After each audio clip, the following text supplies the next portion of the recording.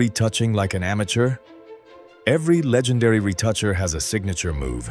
What if you could learn all of them?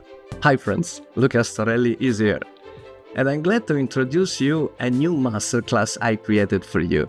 No tool gets it right every time, not even AI. The real skill is knowing exactly what to do. Here's how the professionals handle it every single time. If something strange happens, I can import this image in Photoshop, and with an inverse mask, I can delete this part of the picture, revealing the real face of my model. So this is important.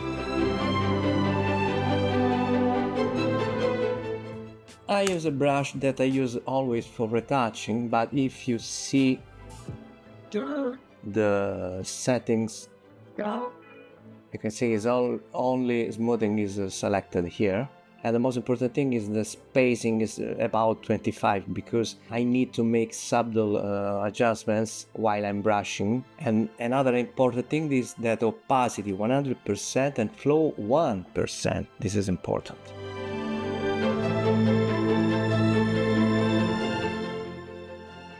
Color grading is, without question, an artistic thing, it's a personal preference thing, it's about your vision, etc.